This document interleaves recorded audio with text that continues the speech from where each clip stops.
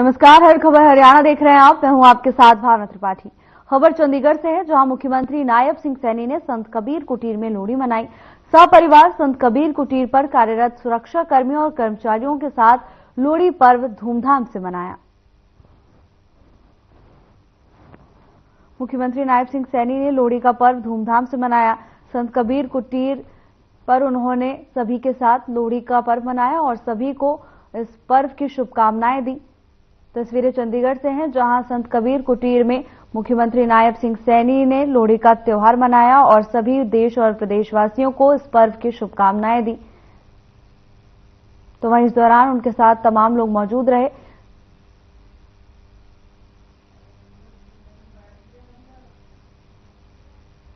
पूरे देश में लोहड़ी को लेकर जश्न का माहौल नजर आया, तो वहीं मुख्यमंत्री नायब सिंह सैनी भी संत कबीर कुटीर में लोहड़ी का पर्व मनाते हुए नजर आए। इस दौरान उन्होंने अग्नि में तमाम सामग्री अर्पित की और लोहड़ी का पर्व मनाया।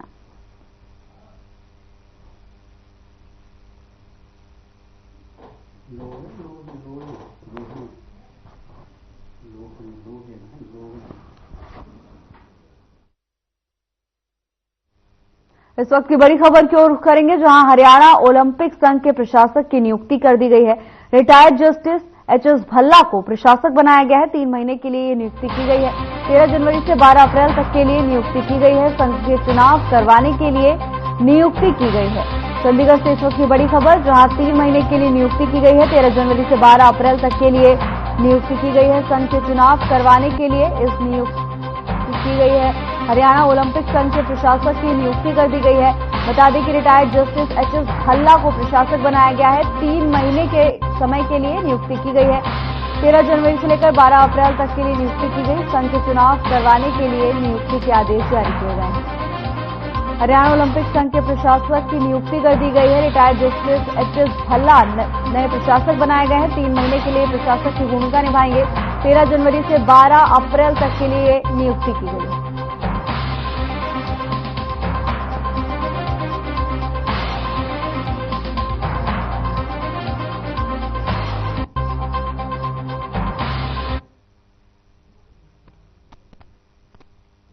हरियाणा के मुख्यमंत्री नायब सिंह सैनी ने सोनीपत के गन्नौर स्थित गुप्ती धाम परिसर में राष्ट्र संत महायोगी उपाध्याय श्री डॉक्टर गुप्ती सागर गुरुदेव के द्वारा आयोजित अभिनंदन सम्मान समारोह में शिरकत की। तो वहीं मुख्यमंत्री ने जैन समाज के संतों को आशीर्वाद दिया और आमजन को लोहड़ी और मकर संक्रांति की शुभकामनाएं दी।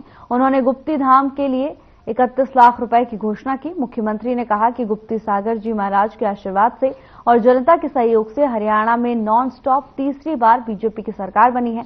तो वहीं प्रधानमंत्री नरेंद्र मोदी के मार्गदर्शन में पिछले 10 सालों में हरियाणा सरकार ने प्रदेश का लगातार विकास किया। राज्य सरकार हर वर्ग के कल्याण के लिए कई कदम उठा रही है। प्रधानमंत्री नरेंद्र मोदी के नेतृत्व में हरियाणा को आगे बढ़ाने के लिए काम भारतीय जनता पार्टी की सरकार कर रही है।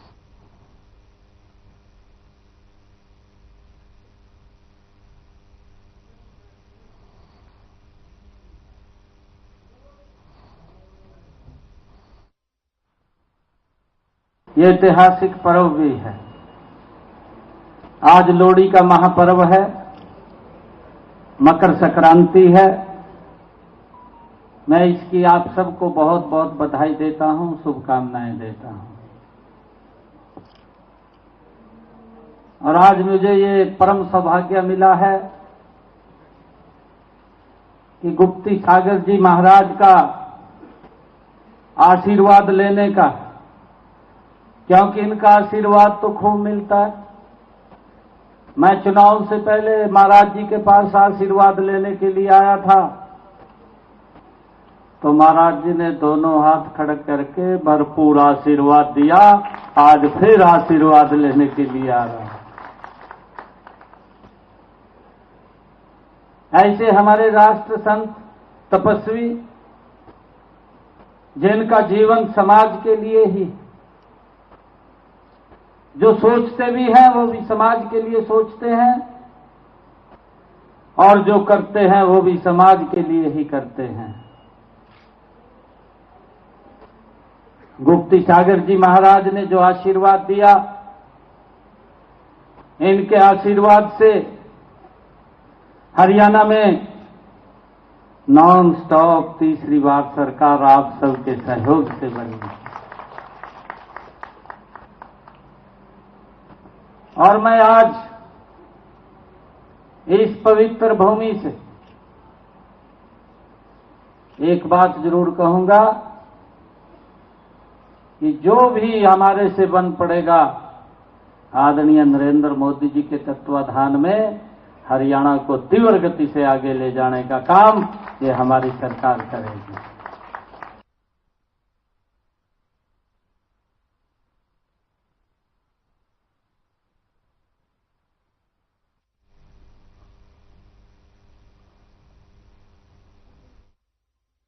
कुरुक्षेत्र में लोहड़ी पर्व पर मुख्यमंत्री नायब सिंह सैनी ने लाडवा हलका के नागरिकों को 10 करोड़ रुपए के विकास कार्यों की सौगात दी। पंजाबी और हरियाणवी धुनों ने लाडवा में लोहड़ी पर्व को यादगार बनाया। मुख्यमंत्री नायब सिंह, प्रदेशाध्यक्ष मोहनलाल बड़ौली और पूर्व राज्य मंत्री सुभाष सुधा ने प्रदेशवासियों को लोहड़ी पर्व और मकर संक्रांति की शुभकामनाएं दी। पूर्व राज्य मंत्री सुभाष सुधा ने लाडवा विधानसभा लोगों के लिए लोहड़ी पर्व कार्यक्रम आयोजित किया। लाडवा में पर्व पर हजारों लोगों ने शिरकत की। मुख्यमंत्री नायब सिंह सैनी ने लोहड़ी और मकर संक्रांति के महापर्व पर लाडवा हलके के नागरिकों को 10 करोड़ 42 लाख रुपए के विकास कार्यों की सौगात दी है।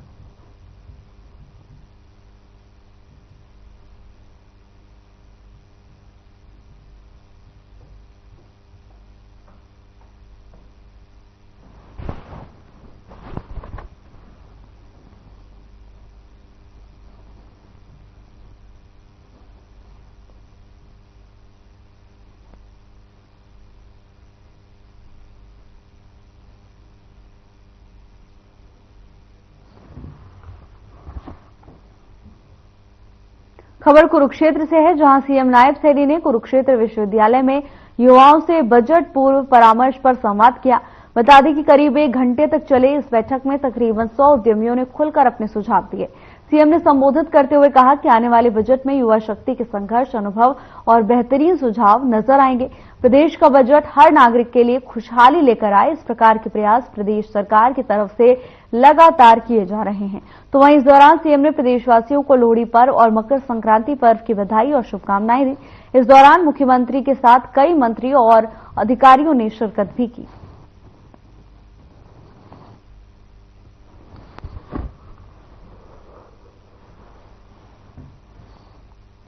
शब्दों में कहा था सुविधाएं न लेने की बात करता था, उसने सबसे ज्यादा सुविधाएं लेने का काम किया है और लोगों को झूठ बोल करके वोट लिया है। लोग समझ चुके हैं और उनके झूठ का पर्दाफाश हुआ है, क्योंकि दिल्ली के लोग भी जानते हैं कि ये व्यक्ति जो कांग्रेस को गालियां दे करके और भ्रष्टाचार की लड़ाई लड़ करके वो सत्ता के ऊपर काबिज हुआ था, सबसे ज्यादा भ्रष्टाचार की दलदल में अगर कोई डूबा है तो वहाँ की सरकार डूबी है। और लोगों को इस बात का रोष है कि उसने हमें भी वहाँ पर अपमानित करने का काम किया है और उसका गुस्सा 5 तारीख को दिल्ली के लोग वो वहाँ की सरकार के ऊपर निकालने जा रहे हैं। 8 तारीख को जब रिजल्ट आएगा तो कहीं ये दिखाई नहीं देगा, क्योंकि भ्रष्टाचार में फंसा हुआ व्यक्ति है, जिसकी पूरी सरकार भ्रष्टाचार में घिरी हुई है।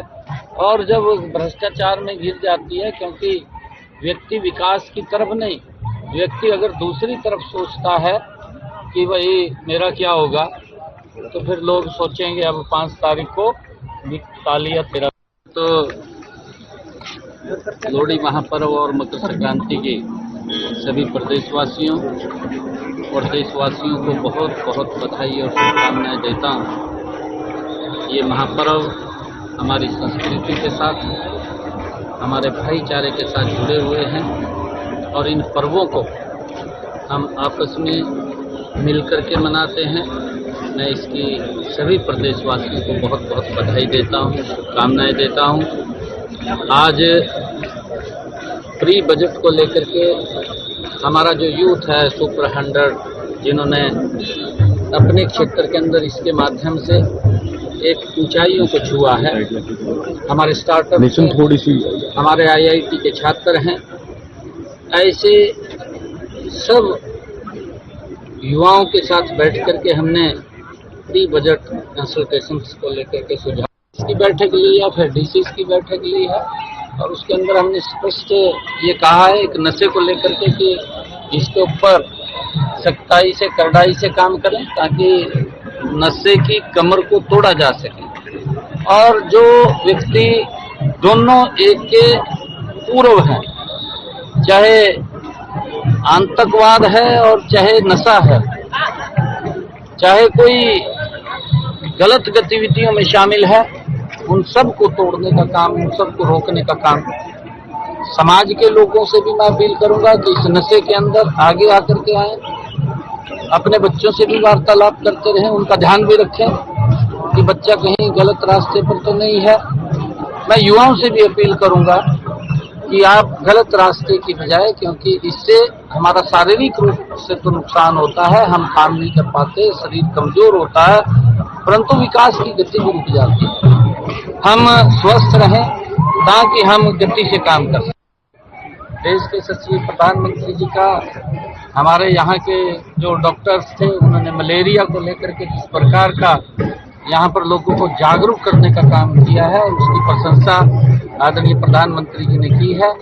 मैं धन्यवाद करता हूँ और मैं सभी डॉक्टर्स को यहाँ पर उनको बधाई भी देता हूँ जिस प्रकार से उन्होंने नए तरीके से लोगों को जागरूक इस मलेरिया के हर वर्ष बजट करके हुई थी। और एक खबर मोहाली से है, जहां सेक्टर 118 में एयरपोर्ट रोड के साथ लगती टीडीआई सिटी में एक निर्माणाधीन शोरूम की दूसरी मंजिल का लिंटर गिर गया। इस हादसे में कई मजदूर गंभीर रूप से घायल हो गए, तो वहीं घायलों को तुरंत इलाज के लिए अस्पताल पहुंचाया गया।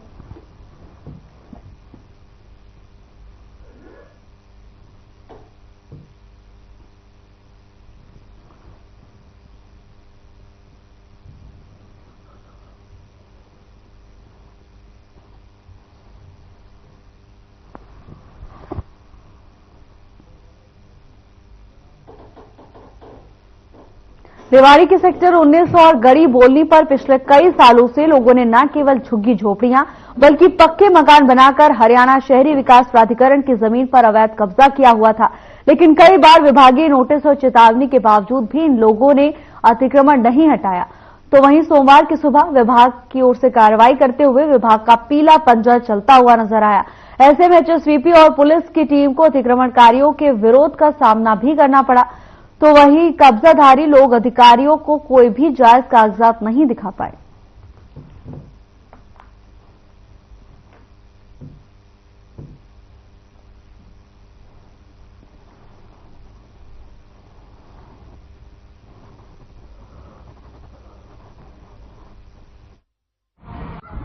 आज जो एचएसवीपी लैंड पर जो भी एनक्रोचमेंट है उनको हटाया जा रहा है और मेरी लोगों से अपील है कि वो खुद ही हटा ले। अब क्योंकि रेवाड़ी ज्यूरिसडिक्शन में कोई भी अगर एचएसवीपी लैंड पर एनक्रोचमेंट करेगा तो वो उसके लिए खुद लायबल होगा। तो मेरी अपील है, जिन्होंने भी एचएसवीपी की लैंड पे इलीगल वे से एनक्रोचमेंट कर रखा है किसी भी तरीके वो उसे रिमूव कर ले। अगर किसी के पास किसी ऑनरेबल कोर्ट से कोई स्टे ग्रांटेड है तो हम ऐसे केसेज में आगे कार्रवाई नहीं करते। लेकिन जैसा कि ये नजर आ रहा है, इनके पास ना तो कोई स्टे ऑर्डर है, ना ये कोई कागज दिखा पाए, इनके पास कुछ भी नहीं है। भाई बैठा तो भाई चला दे।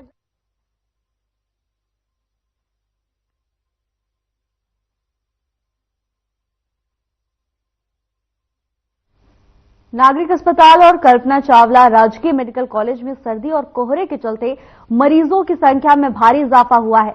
एचएमवीपी के खतरे को देखते हुए करनाल जिला स्वास्थ्य विभाग भी सतर्क मोड पर है। सीएमओ ने सभी अधिकारियों को निर्देश जारी किए हैं। नागरिक अस्पताल में एचएमवीपी मरीजों के लिए अलग से वार्ड की व्यवस्था की गई है, जिससे किसी व्यक्ति में लक्षण मिलते हैं तो उसकी जांच तुरंत की जाए और इसकी तुरंत सूचना दी जाए। इस पर जानकारी देते हुए करनाल सीएमओ डॉक्टर लोकवीर ने बताया कि इस वायरस से घबराने की जरूरत नहीं है। एचएमवीपी संक्रामक रोग है और संक्रमित व्यक्ति से दूसरों में आसानी से फैल सकता है, इसीलिए जुकाम होने पर मरीजों को जरूरी सावधानियां बरतनी चाहिए।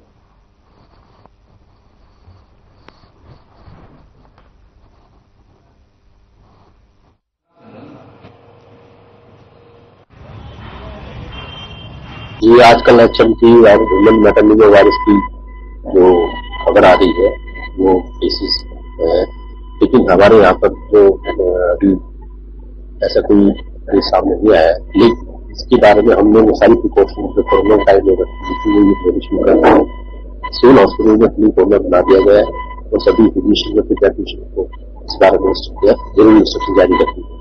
हमारे यहाँ स्वास्थ्य निदेशालय से जो हमें एडवाइजरी जारी की गई है उसके बारे में भी सभी क्लिनिशियन जो है सिविल हॉस्पिटल में व अन्य जिला करनाल के जो भी हमारे सरकारी संस्थान है उसमें सारी बातें बता दी गई। 3 बातों का ध्यान रखना। इसमें सबसे जरूरी बात है कि सर्दी में अपने आप को बचाने की कोशिश करें। सेकंड बात जो है कि मास्क लगाएं।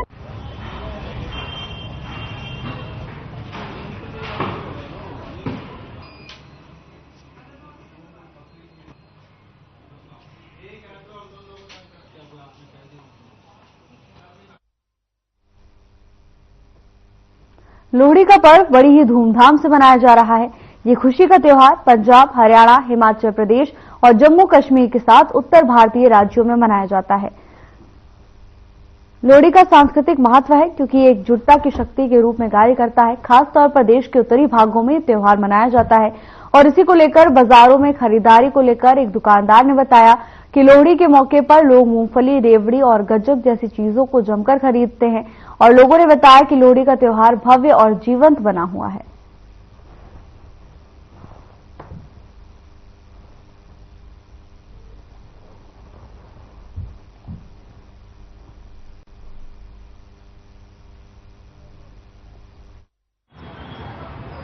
देखो, लोहड़ी का त्योहार एक खुशियों का त्योहार है।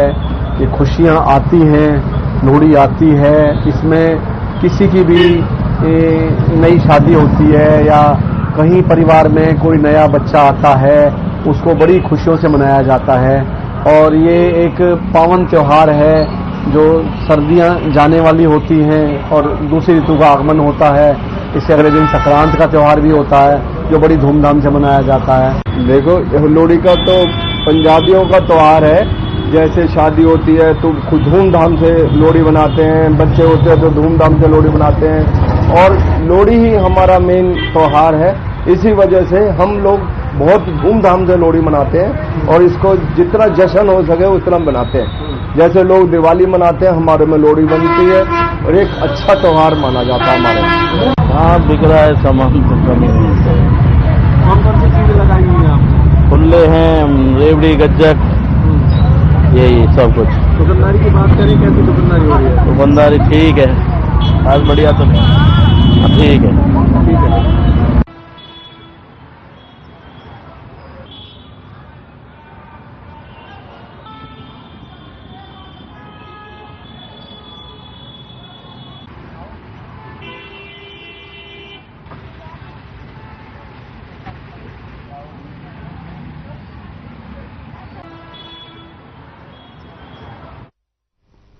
कलाज बस अड्डे पर खड़ी हरियाणा रोडवेज की बस में अचानक आग लगने से सवारियों में दहशत फैल गई। आग लगने के समय बस में 60 से 65 के करीब सवारियां मौजूद थी। आग की जानकारी मिलते ही चालक और परिचालक तुरंत सवारियों को नीचे उतारा और बस स्टैंड पर मौजूद लोगों की सहायता से आग बुझाने की कोशिश की। तो वहीं सूचना पर अग्निशमन की गाड़ियां मौके पर पहुंची और आग पर काबू पाया। तो वहीं बस चालक नरवैल सिंह और परिचालक कीमत सिंह ने बताया कि शाम को चंडीगढ़ से सिरसा के लिए लौट रहे थे। इसी दौरान यह हादसा हुआ।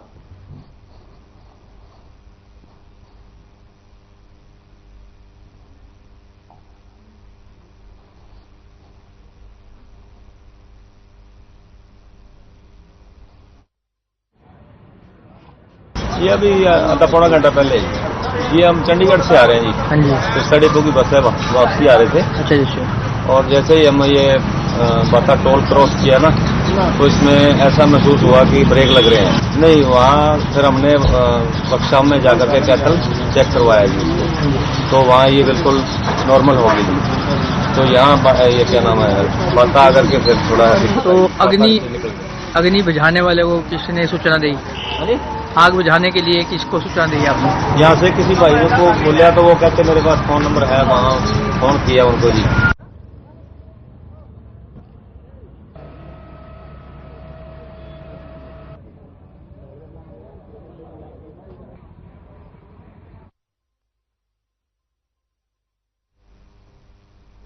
26 जनवरी को नई दिल्ली में आयोजित होने वाले राष्ट्रपति एट होम कार्यक्रम में फरीदाबाद की डॉक्टर अनुभवा महाजन को उनके एनजीओ के द्वारा इनविजिबल डिसेबिलिटी से संबंधित लगभग 50,000 लोगों का इलाज करने और उनकी मदद करने के उत्कृष्ट कार्य को देखते हुए भारत सरकार ने निमंत्रण भेजा है और ये निमंत्रण लेकर पोस्ट ऑफिस के कर्मचारी उनके घर पर पहुंचे और उन्हें निमंत्रण सौंपा।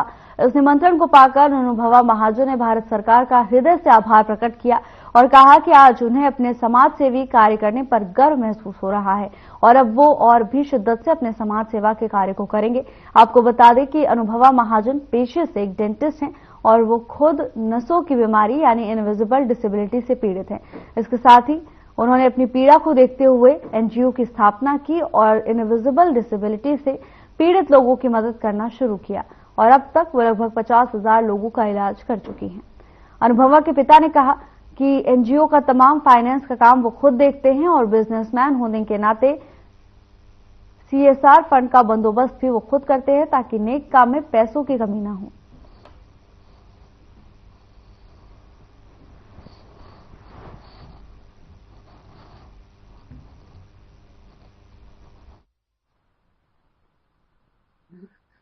सुधीर जी ने मुझे मेरे सर श्री चंद्र कैलाश जी, ये भी डाक विभाग में ही नौकरी करते हैं।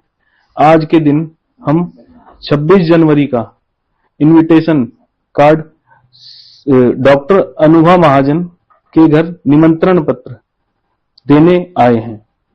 तो रिगार्डिंग ये सर मैडम जो हैं राष्ट्रपति भवन में 26 जनवरी को आमंत्रित हैं, जो है उसके लिए निमंत्रण पत्र हम आज देने आए हुए हैं। हाँ जी, मुझे इनविटेशन आया है उसके लिए और मुझे काफी बेहद खुशी है और इनविटेशन काफी सुंदर है। कौन लोग देने आए थे? पोस्ट ऑफिस विभाग से लोग देने आए थे और देखने के बाद काफी थोड़ी देर के लिए तो थोड़ा लगा कि अरे इतना काम कर लिया लाइफ में कि राष्ट्रपति भवन से इनवाइट आ रहा है, लेकिन फिर लगा कि हाँ शायद असलियत में इतनी मेहनत करी है कि ये डिजर्विंग है। राष्ट्रपति भवन से जो निमंत्रण आया है उसको देख के मुझे बहुत ही खुशी का अनुभव हो रहा है और ये लग रहा है कि जो ये इतनी मेहनत कर रही है, इतनी समाज सेवा कर रही है। मैं सरकार का बहुत बहुत धन्यवाद देती हूँ जिसने मेरी बेटी को इतना इन्विटेशन दिया है वहां आने के लिए। तो कितना गर्व महसूस होता है? इतना गर्व महसूस होता है कि अब मेरी बेटी इतनी ऊंची जा रही है, उसके लिए गर्व भी गर्व है।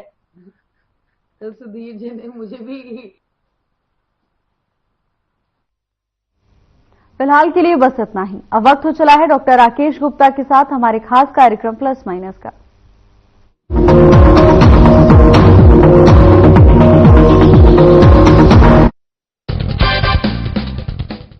दोस्तों, आज का को विचलित करने वाला है।